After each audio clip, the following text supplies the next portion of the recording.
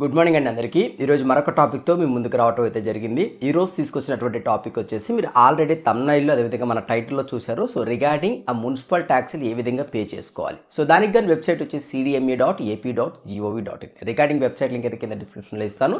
So ఈ రోజుటి వీడియోలో మనం ప్రాపర్టీ ట్యాక్స్‌ని ఏ విధంగా పే చేసుకోవాలి. సో దీనికి గాని కావాల్సిన చెక్ లిస్ట్ ఏంటి, అదేవిధంగా లైవ్‌లో మీకు ప్రొసీజర్ స్టెప్ బై స్టెప్ కొన్ని స్క్రీన్ షాట్స్‌తో మీకు ఎక్స్‌ప్లెయిన్ చేయడం అయితే జరుగుతుంది. ఓకే, మీకు ఆల్రెడీ తెలుసున్నట్లయితే వీడియోని స్కిప్ చేసి నెక్స్ట్ వీడియోకి వెళ్ళిపోవచ్చు. లేదు అనుకుంటే వినాలి అని అనుకుంటే మనకు కొంచెం గెయిన్ అవ్వాలి నాలెడ్జ్ అనుకుంటే ఒక వీడియోని చూడండి ఎండ్ వరకు. థ్యాంక్ యూ అండి. సో బిఫోర్ దట్ ఇప్పుడు మీకు కావాల్సినటువంటి డీటెయిల్స్ వచ్చేసి మీకు డిమాండ్ నోటీస్ ఆల్రెడీ ఇస్తారు. సో డైరెక్ట్ క్యారియర్ బిల్ అని చెప్పేసి అంటారు. డిమాండ్ నోటీస్ ఆల్రెడీ మనకి మున్సిపాలిటీ నుంచి మనకి ఇష్యూ చేయబడుతుంది.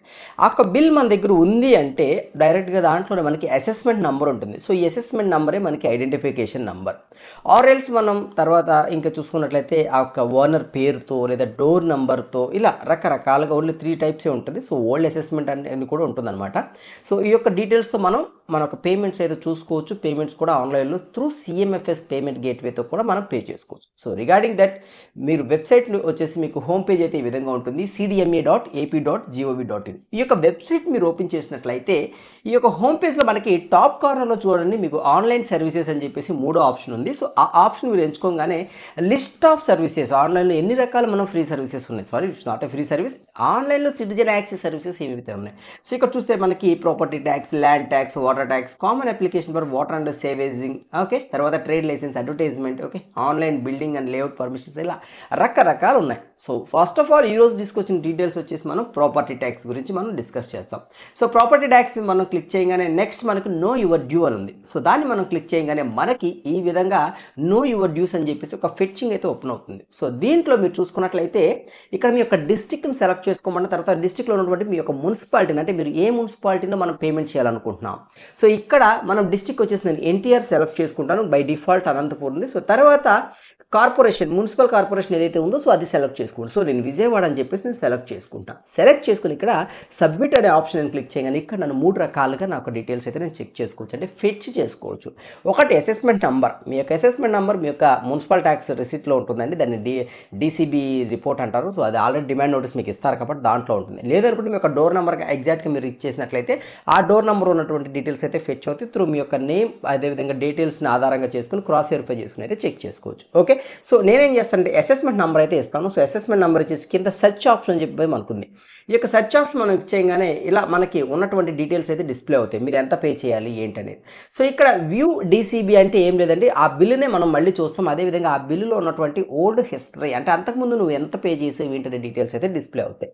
సో ఇక్కడ పే ట్యాక్స్ అనే ఆప్షన్ మనం ఎంచుకోగానే మనకి ఒకసారి మీరు బిఫోర్ పే ట్యాక్స్ ఎంచుకునే ముందు మీ యొక్క పేరు, మీ యొక్క అడ్రస్, ఎవ్రీథింగ్ అయితే మీరు ఒకసారి క్రాస్ వెరిఫై చేసుకోండి. ఓకే, సో ఆ తర్వాత మీకు బిల్ నెంబరు, అదేవిధంగా డిస్క్రిప్షను, ఐడి నెంబర్ అని చెప్పేసి రకరకాల ఇన్ఫర్మేషన్ అయితే ఉంటుంది. అన్ని క్రాస్ వెరిఫై చేసుకుని ఎంత అమౌంట్ పే చేయాలి అక్కడ డిస్ప్లే ఉంది. ఆ కింద చెక్ బాక్స్లో కూడా మీ దగ్గర ఎంత అమౌంట్ అయితే ఉందో అంత అమౌంట్ మెన్షన్ చేసేయండి. సో మెన్షన్ చేసినట్లయితే సిఎంఎఫ్ఎస్ పేమెంట్ గేట్వే అనే ఆప్షన్ మీరు చెక్ చేసుకోండి. ఆ తర్వాత కింద టర్మ్స్ అండ్ కండిషన్స్ ఒకటి ఉంటుంది. ఓకే, సో ఆ టర్మ్స్ అండ్ కండిషన్స్ అని చెప్పేసి అగ్రీ బటన్ కూడా మీరు క్లిక్ చేసినట్లయితే మీకు ఈ విధంగా ఒక మ్యాపింగ్ అయితే అవుతుంది, ఒక payment gateway. So online payment అనే ఆప్షన్ చూస్ చేసుకొని మీరు ఏదో ఒక payment gateway, PayU or SBI. So నేనేం చేస్తానంటే ఎస్బీఐ చూస్ చేసుకుంటాను. సో ఎస్బీఐ చూస్ చేసుకోగానే ఈ విధంగా డిస్ప్లే అవుతుంది. సో మొత్తం వాళ్ళ యొక్క పేర్లు అవన్నీ డీటెయిల్స్. ఆ తర్వాత ఇక్కడ క్యూఆర్ కోడ్ని బేస్ చేయాలనుకున్నావా లేదంటే ఏదైనా యూపీఐ ఐడి. సో ఇక్కడ మీకు ఇంకొక పేజ్ అయితే మిస్ అయింది. డ్యూ టు సెక్యూరిటీ రీజన్స్ మనం దాన్ని స్క్రీన్ షాట్ చేయలేకపోయాం. సో పేమెంట్ మీరు డెబిట్ కార్డా, క్రెడిట్ కార్డా, ఓకే, ఇంకా ఆన్లైన్ నెట్ బ్యాంకింగా లేదా యూపీఐ ట్రాన్సాక్షన్స్. నేను యూపీఐ ట్రాన్సాక్షన్ చూస్ చేసుకుంటే నాకు ఈ పేజ్ వచ్చింది. ఓకే, సో ఇక్కడ క్యూఆర్ కోడ్ అని క్లిక్ చేసి నేను కన్ఫర్మ్ అని క్లిక్ చేయగా నాకు ఒక క్యూఆర్ కోడ్ అయితే జనరేట్ అయింది. ఓకే, ఈ యొక్క క్యూఆర్ కోడ్ జనరేట్ అయిన తర్వాత మీ యొక్క ఫోన్పే, గూగుల్ పే ఓపెన్ చేసి జస్ట్ స్కాన్ చేసినట్లయితే మీరు పేమెంట్ చేస్తే ఆటోమేటికల్గా ఇదిగోండి ట్రాన్సాక్షన్ సక్సెస్ అని చెప్పేసి స్టేటస్ ఈ సక్సెస్ అని వచ్చింది. అంటే మన పేమెంట్ అయితే ఇనిషియేట్ అయిపోయింది. సో నెక్స్ట్ దానికి సంబంధించినటువంటి ఒక మర్చెంట్ ఇన్ఫర్మేషన్, తర్వాత రెఫరెన్స్ నెంబర్ కట్టని. సో అలా మీరు పేజ్ని అయితే ఐడియల్గా ఉంచాలండి. ఇక్కడ మీరు కానీ ఏదైనా డిస్టర్బ్ చేసినట్లయితే ఒక్కొక్కసారి ఆగిపోతుంది. ఓకే, ఒకవేళ అప్లికేషన్ ఖచ్చితంగా వెబ్సైట్ ఆగిపోయిందంటే మీరు కంగారు పడొద్దు. ఒక 2 మినిట్స్, ఒక 1 or 2 మినిట్స్ చూడండి. ఒకవేళ అప్పటికి అవ్వకపోతే అప్పుడు రీఫ్రెష్ చేసుకోండి. లైక్ F5 క్లిక్ చేయండి, సరిపోతుంది. సో ఆ తర్వాత your request has been processed. Okay. So, ఆ తర్వాత ఇక్కడ మన యొక్క అమౌంటు, మన యొక్క రిఫరెన్స్ నంబర్, తర్వాత జనరేట్ రిసిప్ట్ అనే ఒక ఆప్షన్ వచ్చింది. తర్వాత క్లోజ్. మనం కట్టినట్టు మరి ప్రూఫ్ కావాలి కదా! సో, ఇక్కడ జనరేట్ రిసిప్ట్ అని క్లిక్ చేస్తే ఈ విధంగా మన యొక్క రిసిప్ట్ అయితే డౌన్‌లోడ్ అవుతుంది. అదే కనిపిస్తుంది. మీరు పక్కన డౌన్‌లోడ్ ఆర్ ప్రింట్ ఏదో ఒక ఆప్షన్ యూజ్ చేసి కూడా మీరు మీ యొక్క ప్రాపర్టీ టాక్స్ యొక్క ఇన్ఫర్మేషన్ అయితే మీరు డౌన్‌లోడ్ చేసుకోవచ్చు. అంటే పేమెంట్ కట్టినటువంటి చలానా రిసిప్ట్. ఓకే. సో, మీ అందరికీ కూడా అర్థమైందనుకుంటా. సో, మున్సిపాలిటీ లెవెల్‌లో ప్రాపర్టీ టాక్స్ ఏ విధంగా కట్టాలో. సో, రిగార్డింగ్ దట్ ఇంకా మీకు ఏదైనా డౌట్ ఉంటే కూడా కింద కామెంట్ సెక్షన్‌లో మీరు నన్ను క్వెషన్ రైజ్ చేయొచ్చు.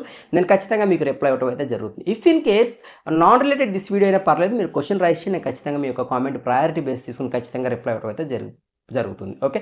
సో, వీడియో నచ్చినట్లయితే లైక్ చేయండి. ఇలాంటి రెగ్యులర్ వీడియోస్ మీకు కావాలి అనుకుంటే మా ఛానల్‌కి సబ్స్క్రైబ్ చేసుకోండి. అదేవిధంగా ఏదైనా ఎమర్జెన్సీ ఉంటే కింద డిస్క్రిప్షన్‌లో నా వాట్సాప్ నంబర్ ఉంటుంది కూడా, మీరు ఖచ్చితంగా నాకు మెసేజ్ చేసి అడగొచ్చు. సో, ఫోన్‌లో అయితే వద్దు, కొంచెం అర్థం చేసుకోండి. ఓకే. ఎనీహౌ థాంక్ యూ అండి. Thank you very much.